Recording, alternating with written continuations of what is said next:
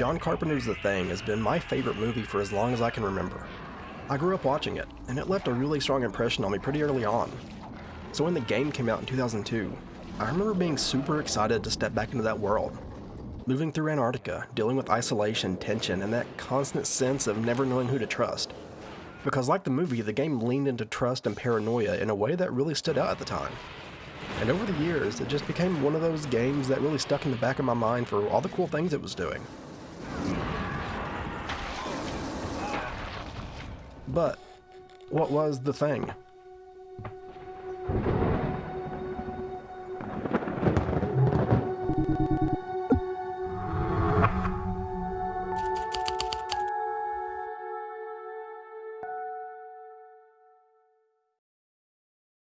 Oh, Christ, what is that?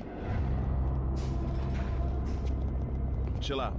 Everybody keep tight till we figure out what's going on. John Carpenter's The Thing had already built a massive reputation that was hard to even describe by the time this game got announced. It was one of those movies people lived in. They argued about the ending, obsessed over the paranoia, and really just fell in love with the vibe. So the moment a video game sequel became real, expectations were already pretty intense. This game was pitched as a direct sequel that takes place after the 1982 film. Universal wanted to explore what happened after Outpost 31, and they handed that job to Computer Artworks, a studio willing to take on a concept centered on trust, fear, and suspicion. That assignment carried a lot of weight in the early 2000s. Licensed games in that era followed a pretty familiar pattern. A lot were built quickly, leaned heavily on the name attached to them, and used the license as the main draw. Gameplay often took a back seat, and expectations reflected that.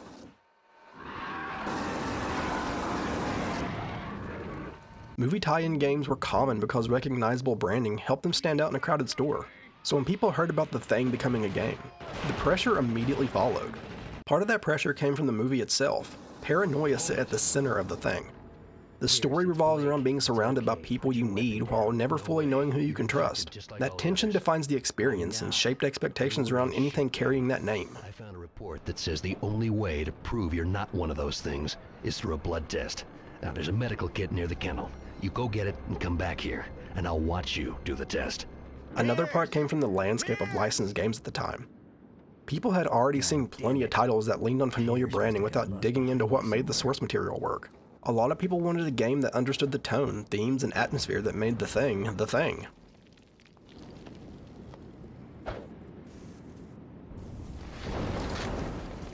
Based on some interviews, Computer Artworks seemed aware of that responsibility. Universal approached the studio after seeing some earlier tech and demos they were building, which led to a full pitch for The Thing as a third-person game. That process shows the project received deliberate attention.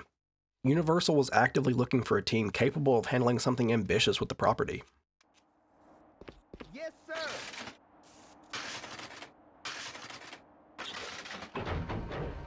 The game was also planned for the platforms that mattered at the time, the PS2, Xbox, and PC. This was the early 2000s mainstream lineup. Positioning the game as a full release meant it had to sit alongside major console titles of the year.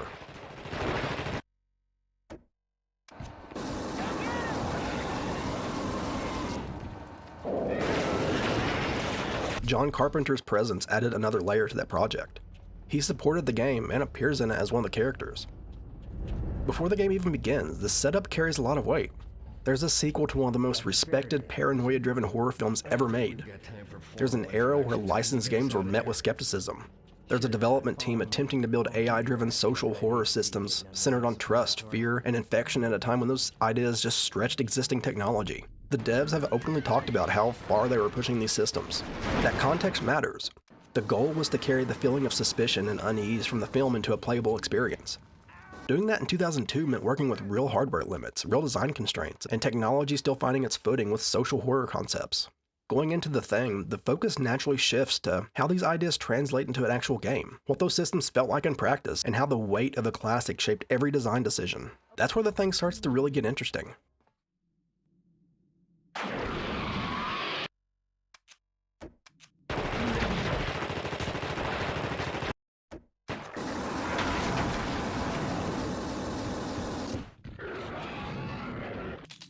One of the most important things to understand about The Thing is how fear functions inside the game.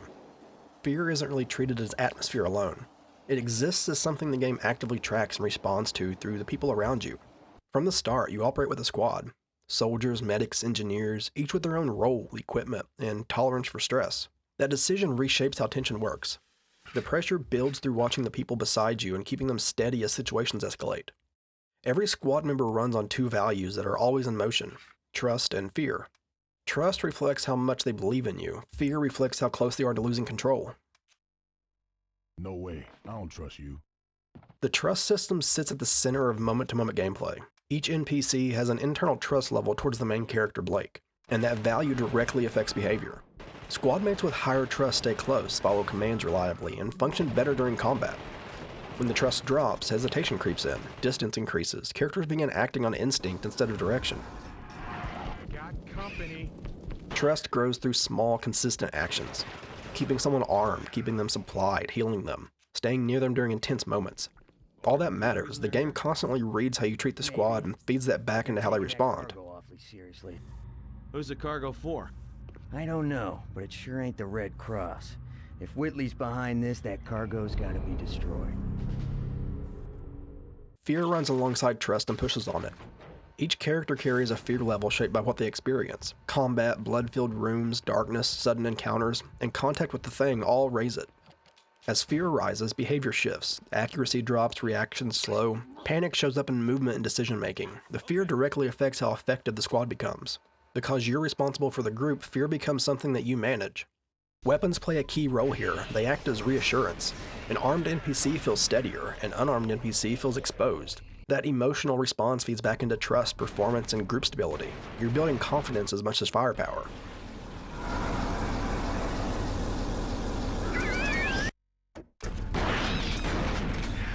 Suspicion sits under all this. The possibility of infection never leaves the room. NPCs watch over each other. They watch you. When fear climbs and trust slips, paranoia spreads naturally. Characters keep their distance. They hesitate before moving. Reactions grow sharper. Blood tests exist to stabilize that spiral. Now I'm gonna show you what I already know. Using one reassures the group. It reinforces trust and calms suspicion. The act itself matters because it keeps the squad grounded and prevents panic from taking over. Infection adds another layer to that. Exposure carries risk, and that risk influences who you keep close and who you separate. All these systems feed into a single loop. Fear shapes behavior, behavior shapes trust, and trust shapes control. That loop never really shuts off. And as you move through a base, tension grows through observation. Someone lags behind, someone hesitates at a doorway, someone panics when things get loud. All those signals communicate danger just as clearly as any enemy encounter. This gives the game its identity, because you're managing people. You read body language, you watch hesitation, you decide when to intervene. You act as a leader and a stabilizing force at the same time. That's a big idea for 2002. Rather than scripting fear through pacing alone, the Thing pushes paranoia outward into systems that respond dynamically to what's happening. Fear becomes mechanical. The trust becomes fragile, and control becomes something you actively maintain. That design goal stays clear throughout the whole game. This is a horror game built around holding a group together while pressure builds, and that idea shapes everything. Yes, sir. Hey, just real quick, if you made it this far, thank you. I really appreciate you hanging out with me for a little bit. If you're enjoying the video and haven't yet, consider subbing. We're wrapping up the first full year of the channel with The Thing, and I'm so happy you all have been enjoying the channel so much this year. It really does mean a lot. This video is also a bonus drop outside of the normal schedule. I'm on vacation right now, and I wanted to see how much I could get done when I put full-time hours into the channel. So there will still be another video coming out this weekend that I've been working on alongside this one. But if you have a second, drop a like and also leave a comment. Let me know if you ever played The Thing and what your memories are of it. If you haven't played it, I'd love to hear what you think about it after watching this. And for anyone on mobile, consider hitting the hype button as well. It's only available during the first 7 days, but it's a simple way to help push the video a little further. But that's enough of that. Let's get back into The Thing and talk about where some of these mechanics were limited. Once you spend some time with the game, there's some things that you start noticing in how the systems work. The fear and trust mechanics are still there, they're still doing their job. What changes is how you relate to them as a player. At first, the paranoia feels constant. You're watching everyone, you're paying attention to how they move, how they react, and how close they stay. You're trying to read people instead of spaces. That tension's real, especially early on, but over time, the game starts showing its structure. You begin to notice that certain moments are locked in, some transformations are tied to specific triggers. You can test someone, see them pass, move forward a few steps, and still watch them change because the game needs that moment to happen. The first major boss encounter makes that pretty clear once you've seen it play out. That realization shifts how you play. You still arm your squad, you still keep people supplied, you still care about the fear and trust. What changes is where your attention goes. Instead of constantly questioning behavior, you start listening for cues. You start expecting moments rather than wondering if they're going to happen at all. So the tension never disappears completely, it just kind of moves. Yes, sir. A big reason it holds on as long as it does is because the game keeps introducing new people. You're constantly meeting fresh squad members, and every one of them comes with uncertainty.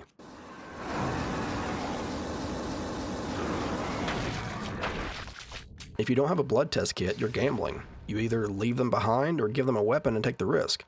That feeling stays pretty sharp because you never fully know who you can rely on in the moment. At the same time, the game kind of limits how deep these relationships can go.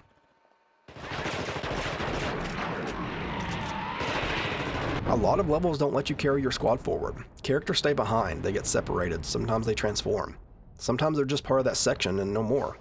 Over time, you learn that most people you meet aren't meant to be permanent. You're still asked to manage them, but the game keeps the attachment short. That's where the strain starts to show, in my opinion. The systems are doing a lot, but they're doing it inside a controlled space. Fear rises, trust falls, suspicion spreads, all that works. What you start to feel is the ceiling. Once the patterns become familiar, paranoia turns into something more situational than social. Because you're not really questioning everyone anymore. You're managing timing. You're preparing for what you know is coming. You're playing around triggers instead of reading people. I don't think that's much of a flaw, as it is more of a reflection of the era. Early 2000s AI could track states, it could react to thresholds, change behavior based on conditions. What it couldn't do was sustain deep unpredictability for long stretches. Once players understand the rules, systems naturally become readable, and the Thing pushes those systems harder than most games at the time.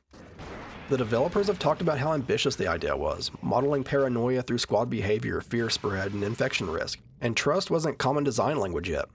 The game reaches for something bigger than what the hardware and AI at the time could fully support. That's why a lot of the paranoia is guided. The key moments are scripted, transformations land when the story needs them to. The system supports those moments instead of replacing them. The game keeps things moving, but it also makes the boundaries visible once you spend enough time with it. The area's secure. Secure? Are you crazy? Those things are everywhere. Then why don't you go find him? No, I think I'm gonna stay right here. Back down, Stoles. You don't want this fight. Screw you! I don't know what kind of game you're playing here, but it ends now! Yeah, and it ends with you. What's interesting though is that this doesn't really pull you out of the experience. If anything, it highlights how far ahead this idea was. You can feel how much more room this concept wants. A version where trust builds through conversation, where facial expressions matter. Where squad members don't just flip a switch, but slowly undermine the group while still appearing human. A version where you actually grow attached to people because they stay with you longer. You can imagine paranoia running deeper, characters sabotaging equipment, trying to isolate you, creating doubt without immediately revealing themselves. You can even imagine that uncertainty turning inward, where the player has to question their own state instead of being guaranteed safety. All of that feels like it's right under the surface here. Maybe it'll make sense to you.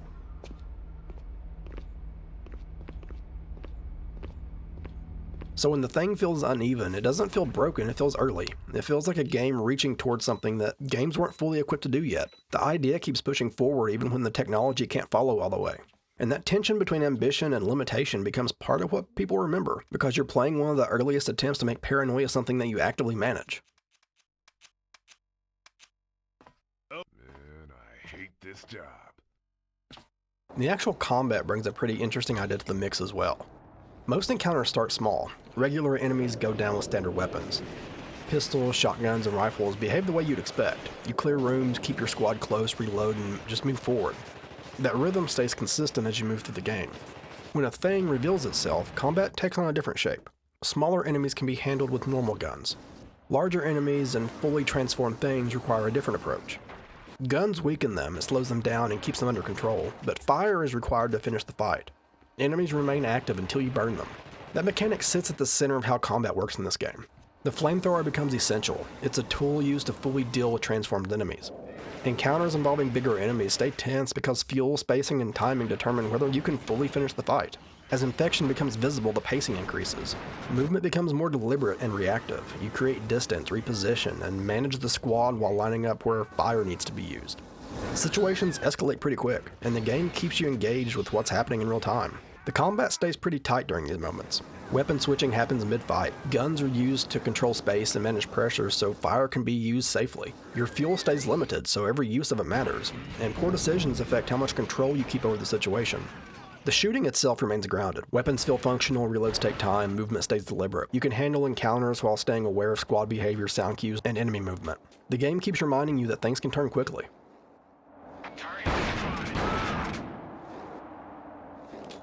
Horror and action exist side by side here. Tension builds as you move through an area. Combat resolves that tension when infection appears. Afterwards, you regroup, check on the squad, redistribute ammo, and keep moving.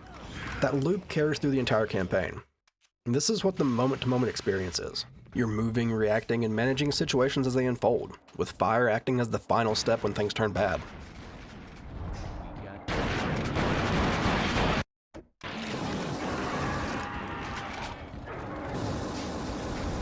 One of the reasons people still talk about the thing more than 20 years later comes down to how closely its story ties itself to something people already care about. This game stays directly connected to the movie and its legacy. It picks up right after the '82 film and drops you back into US Outpost 31.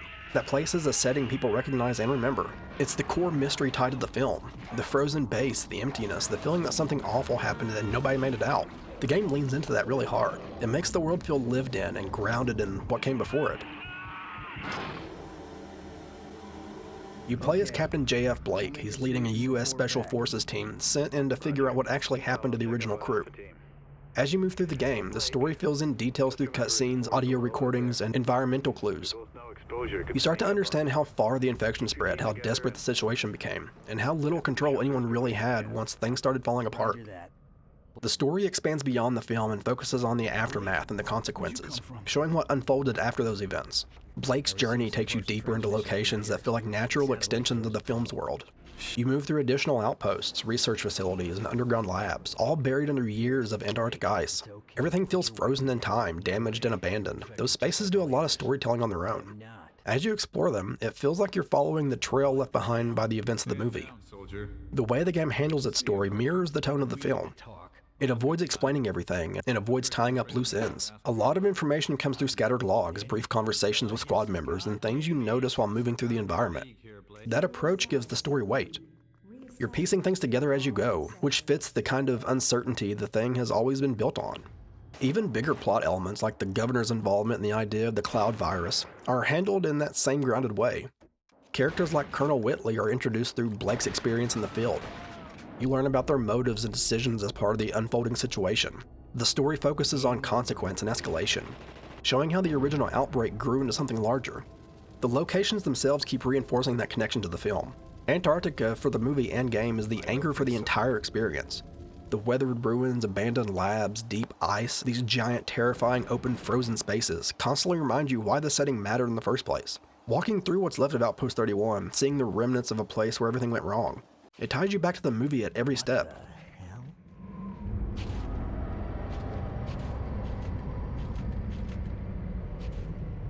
What do you think it is, Captain?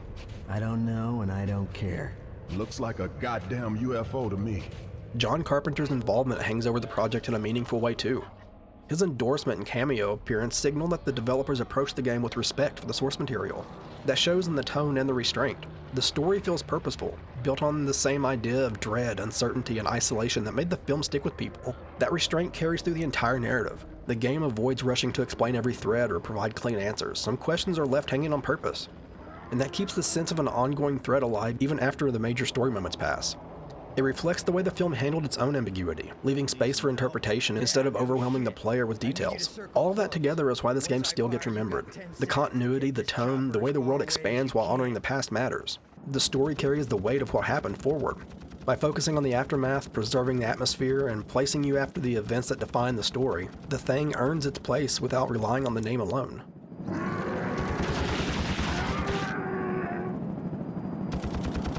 When The Thing came out in 2002, the reaction to it was kind of split in a way that's kind of important to talk about.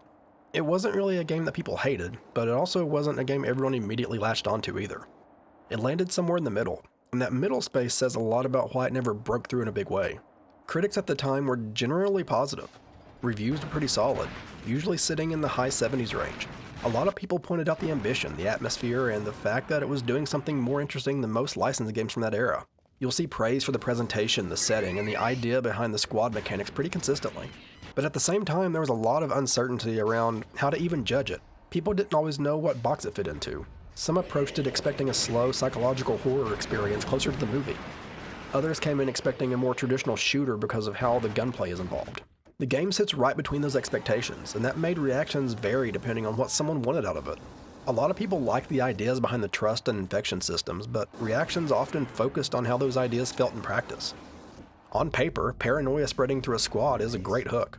But in reality, some people felt like the systems didn't always behave in ways that felt natural or unpredictable. Once people started noticing patterns or scripted moments, the tension shifted for them.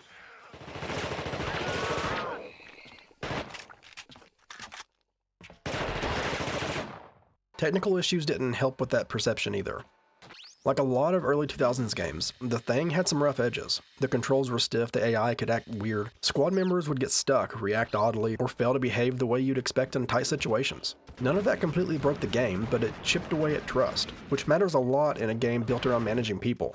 That's something you see come up in discussions. People talk about how cool the systems are conceptually, then follow it up with the frustration of how cleanly they actually played out. Transformations being tied to specific triggers stood out to a lot of people. Once you realize some moments are locked in, the uncertainty changes shape. That didn't ruin the experience for everyone, but it did change how people engaged with it. So the game ended up being remembered more for what it was reaching for than how smooth the experience felt moment to moment. And that's where the missed moment really sits. This was a licensed game doing something ambitious at a time when most licensed games played it safe. It stood out for its ideas, its tone, and its respect for the source material. At the same time, the technology and design language of the era couldn't fully support everything that it wanted to do.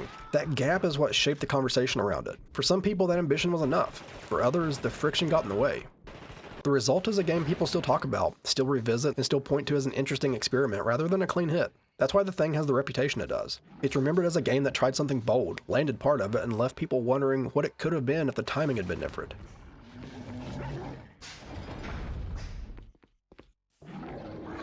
This game was reaching for something that most horror games at the time weren't even thinking about yet. One of the biggest parts of that is how it treated paranoia as a system rather than a mood. The trust and fear mechanics weren't only supporting the story, they were meant to be the experience itself. You were dealing with monsters, environments, and people all at the same time. Their reactions, their stress levels, and whether they believed you were still human all mattered. That set a very specific design goal for a horror game in the early 2000s. What stands out in hindsight is how familiar those ideas feel now.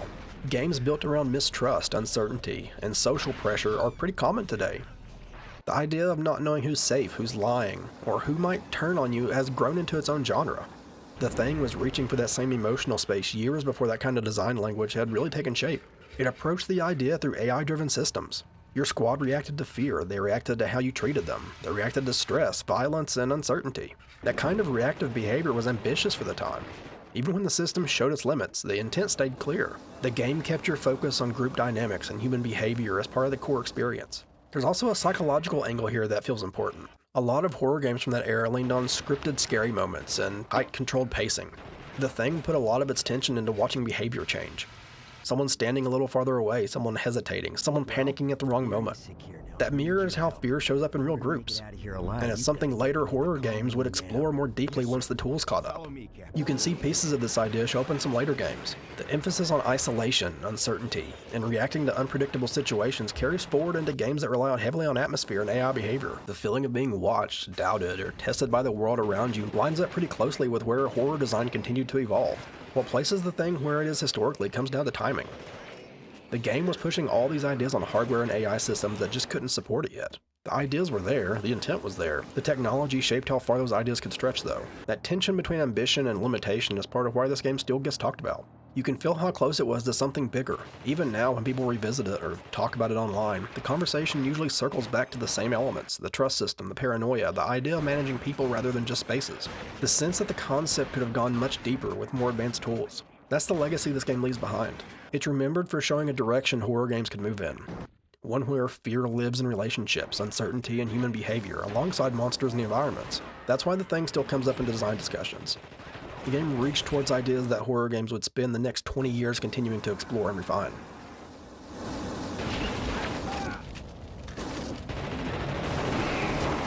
If you've made it all the way to the end, thank you for hanging out with me for a little bit. I really appreciate it. I also hope you enjoyed this extra video for the week.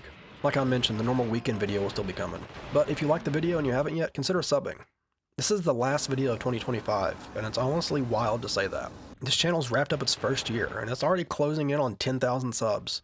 It still just doesn't feel real. I know I say things like this on almost every video, but it's because the channel's growing so fast. We're gaining hundreds of new subscribers every week, and it really does just mean so much to me that so many of you are enjoying the videos and sticking around. I never expected any of this. If this is what the first year looks like, I can't wait to see where it goes in 2026. Thank you to everyone who supported the channel, watched the videos, left comments, or shared them around. You've really helped build something that I've always dreamed of, so seriously thank you. Good. But, as always, I'll see y'all later. Reacts with blood. Do it. We'll soon know, one way or another. Now I'm gonna show you what I already know.